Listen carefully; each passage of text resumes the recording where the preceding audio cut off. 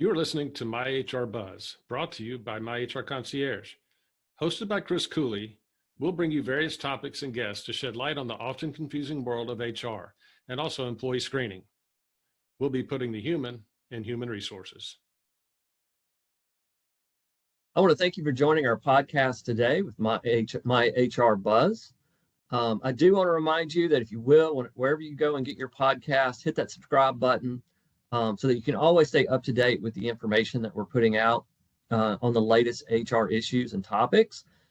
Today, we're going to hit a good topic. It's one that's kind of hot that we hear a lot about. It's the FTC non-compete ruling.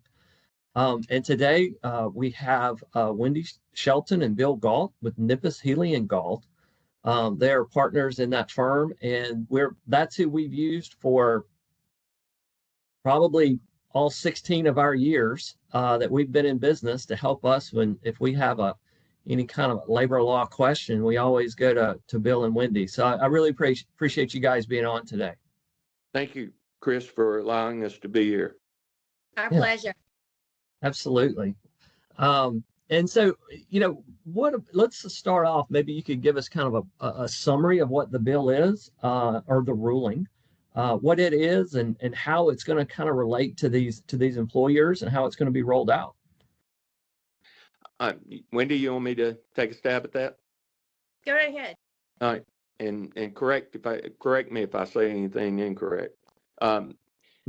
Essentially, this new rule the FTC final ban on non-compete rules goes into effect on September 4th of this year. After September 4th, there will be no more non-compete agreements allowed, with the exception that if there are non-competes in connection with the sale of a business, then those will still be acceptable. Now, what happens between now and September 24th? There can be enforcement action after September 24th if the cause of action for a breach or a violation of a non-compete accrued before September 4th, 2024, before the effective date.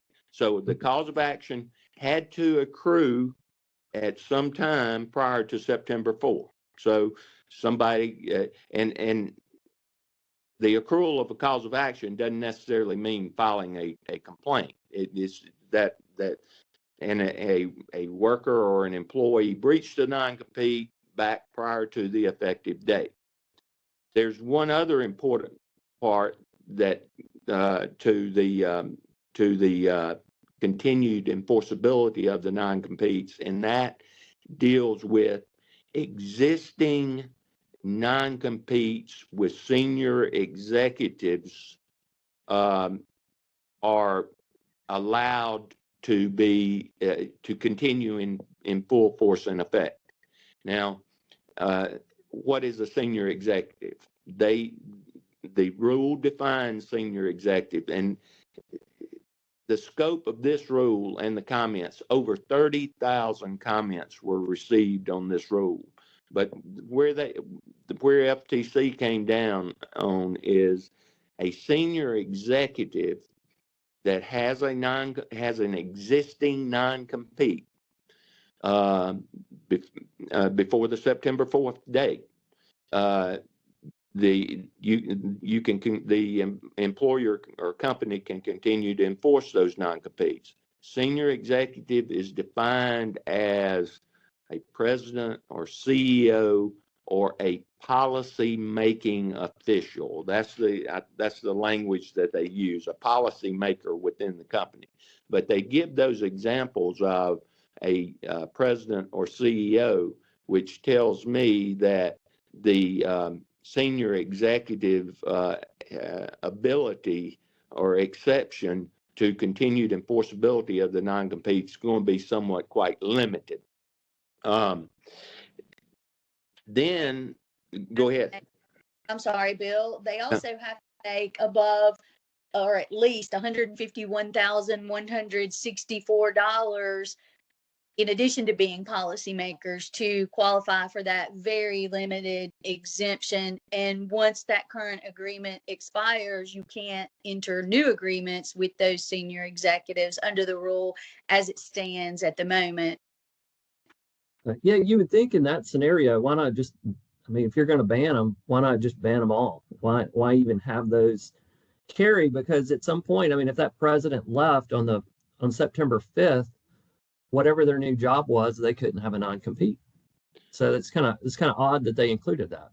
Well, now if the senior executive left on had a non-compete, an existing non-compete, and they left on September 5th or September 10th, that existing non-compete would continue to be an enforceable agreement.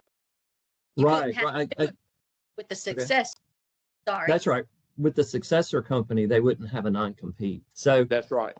Yeah. So that I don't know. That doesn't make a lot of sense. But I guess it's all negotiated at that point, right?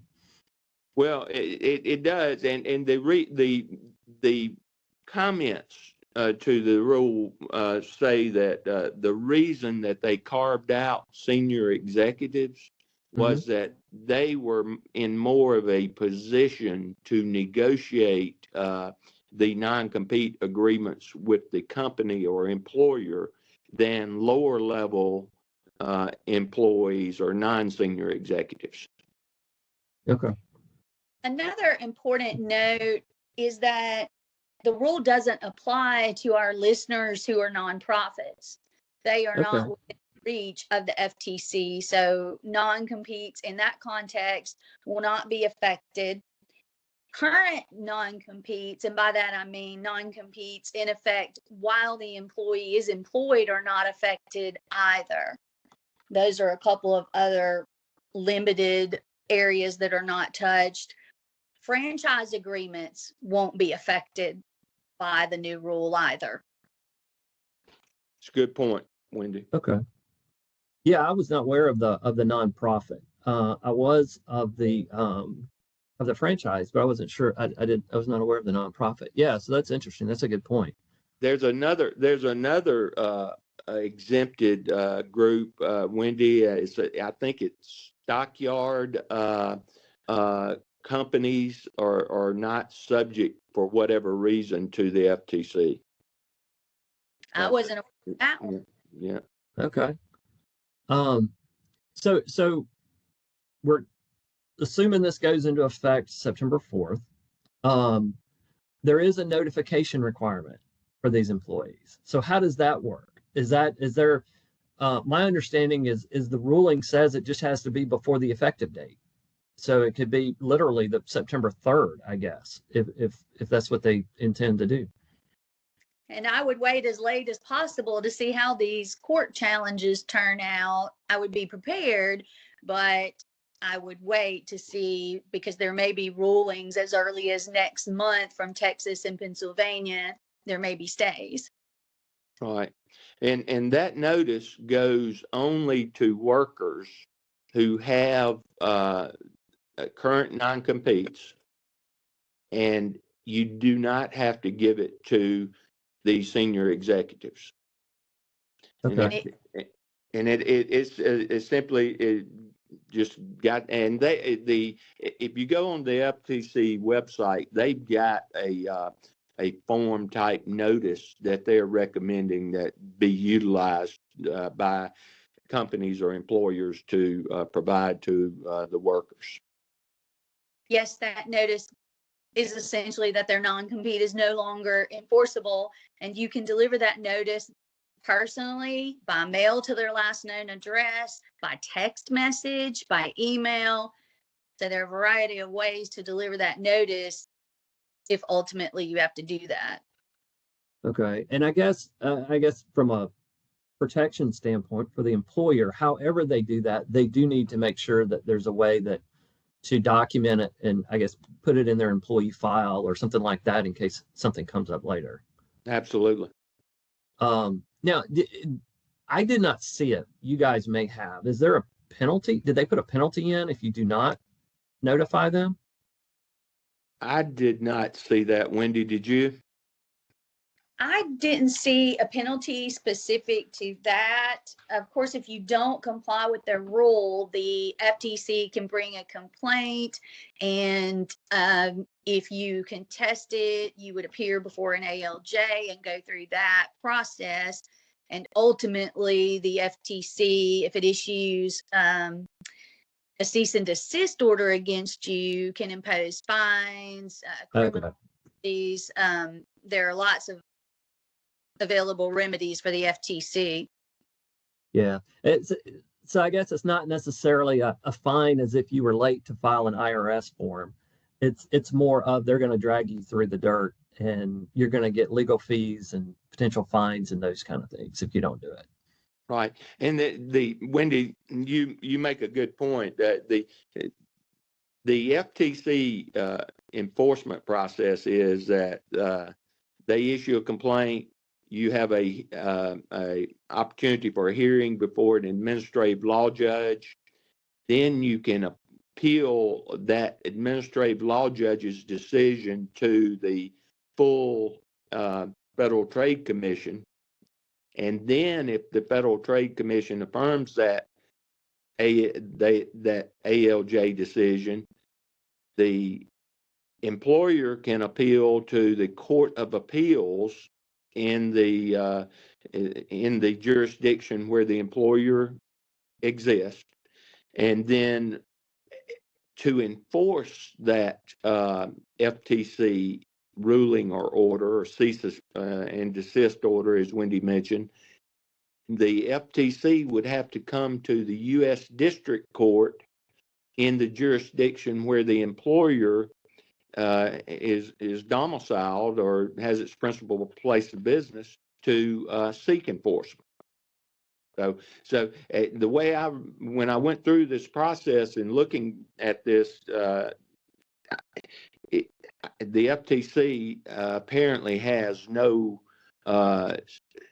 ability to self-enforce its orders. They have to get those orders enforced by the U.S. district courts. Okay. No, that makes sense. That makes sense. And so if this we've talked about the rule. You mentioned, Wendy, the court cases, and so I know there's a couple in Texas that were joined, and I think those are supposed to be a decision on the stay. I think it's July 3rd. Correct. And then you mentioned one in Pennsylvania as well. It sounds like that ruling is expected, I think, July 23rd. That's correct. Okay. So there's some opportunities here on whether this is going to be stayed or not. And I mean, are there any headwinds on that? About on these cases, what it kind of looks like? Is it likely, unlikely? Hard to say. Most attorneys who are writing about it believe that it is likely that it will be stayed, that it will not be fully enforced, or that it can't fully be valid. There are three big challenges to it that make a lot of sense. And the biggest one, I think, correct me, Bill, if you think it's different, is that the FTC doesn't have authority this broad to implement a nationwide ban. Congress can't delegate that authority without a specific statute that does so, and it just isn't there. The FTC is reaching using Section 5 and its rulemaking authority buried in Section 6 that seems to be taken out of context to do this. I think that's exactly right, and that the commentary I've read on the future of these three federal court lawsuits is that there is a likelihood, as Wendy indicated, that the effective date of September 4th will at least be pushed back to some degree. And then I guess at that point, you're just at the mercy of the courts, where it could be 2 months, it could be 2 years. I guess it just depends on how fast those cases go and how far they go. Does it go to a Supreme Court or what that process is? Well, the very day that the rule was published, Ryan LLC filed a lawsuit. They're a global tax service company. The next day, on April 24th, the U.S. Chamber filed a lawsuit. Both of these were filed in Texas in different districts. Mm-hmm. And then on April the 25th, a lawsuit was filed in Pennsylvania in federal court. All three of these lawsuits are seeking preliminary injunctions prohibiting this rule from going into effect. And these judges have a pretty broad discretion on whether to issue a nationwide injunction, Mm-hmm. or just issue an injunction in the state of Texas or in the state of Pennsylvania. Okay. So I guess we should know July 3rd, and I believe you said that the second one was July 23rd. Is that right? That is. Yeah. So I guess in the month of July, we should pretty much have a pretty good idea if that effective date is going to be September 4th or not. Yeah. And here's one of those dates to me are important, is that in order to one of the elements that these challengers to the rule must prove in order to get a preliminary injunction is that they have a substantial likelihood of success on the merits. Okay. And so if one of these courts grants that injunction, they are sending a clear signal that, hey, we think that these arguments that you've put forth against the enforceability banning these non-competes are likely to succeed. Okay. So this is kind of this will give us a flag, right? Red or green, whether we think it'll make it or not. Absolutely. So let's play devil's advocate a little bit. So let's say it goes into effect. What do employers need to think about? So, with the non-compete, there's several things, right? It's the non-solicitation. We don't want them taking a book of business. It's confidential secrets. We know that we probably spent a lot of money training those individuals, those kind of things. What can employers do after this goes, assuming it goes into effect, after it goes into effect, to protect themselves? If they can't do a non-compete? Trade secrets agreements, non-disclosure agreements will still be valid as long as they don't function as non-competes, as long as they don't prohibit or prevent employees from going to subsequent employment. Employers will be able to enforce confidentiality agreements. And that's where I would suggest starting. After you review all of your current non-competes, I would start with really shoring up your confidentiality agreements to make sure that they don't prohibit, prevent, function as non-competes, and that they do in fact protect the information that is confidential, is a trade secret, not just general information you acquire by education or experience. Yeah. Right. Yeah, and that to add to that, most commentators are saying that is the shift in focus of agreements to protect the employers.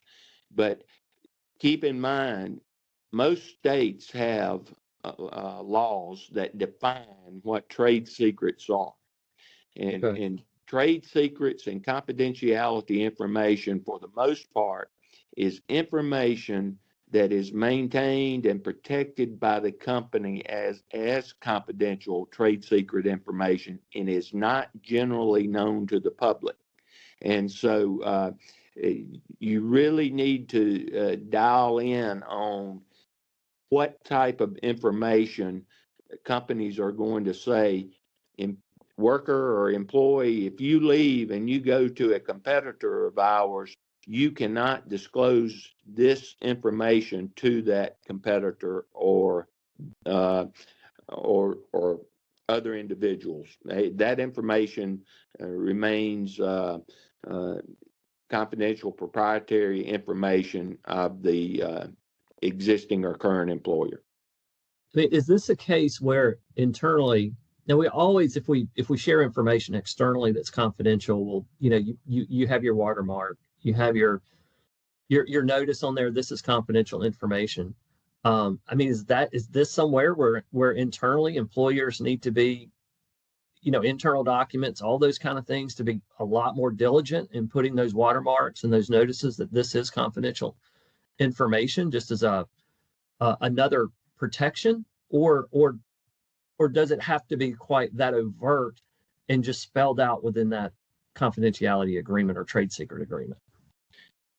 I believe that every step that employers can take to establish that this is sensitive, proprietary, confidential information and not to be shared outside the realm of those with a need to know is important. Otherwise, you're going to get challenges to these trade secrets and confidential information being disclosed, saying, well, hey, you sent this information out to an email and to maybe even someone outside your company.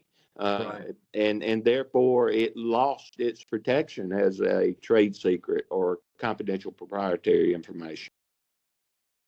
I would agree. And I don't think, as a practical matter, most employees could rattle off the top of their heads what their confidentiality agreement says. So right. Reminders and watermarks and protect by any means possible and make sure that that information is not being disclosed. Okay. No, I think that makes sense. And I guess that's really, if you can do that, I guess there's no non-solicit. Is there, with a non-compete, can you still have non-solicitation? Interestingly, and Wendy, if you saw something different than I did when I was reading the rule and the comments to this, my take on the ban of the non-compete is essentially focused on the prohibition of a worker or employee or independent contractor leaving one company and going to another. I am still drafting employment agreements with non-solicitation provisions in it, because the non-solicitation provisions dovetail into trade secret and confidentiality information, customer list, client list, and if you can enforce your confidentiality trade secret non-disclosure agreements, then by extension, you should be able to enforce the non-solicitation agreement of these entities that are included or named in that information. That's how I read it as well, Bill. You need to focus on that as confidential information. Non-solicitation will be looked at much closer if this rule goes into effect. But as you said, what you are protecting is your confidential information, your customer list, your client list. So I would agree completely. Good. Yeah, because, obviously you don't want to lose a good employee. But if there are ways to protect where maybe you lose them, but they don't have the ability to, for a period of time, to call on your customers. They don't have the ability to take the Colonel's secret recipe with them, those kind of things. So it does mitigate, I guess, the initial thought of banning these non-competes if you do have ways to protect you in those areas, because that's, at the end of the day, those are the things that make your business, right? Your customers, your secret sauce, if you will. So yeah, that's very important.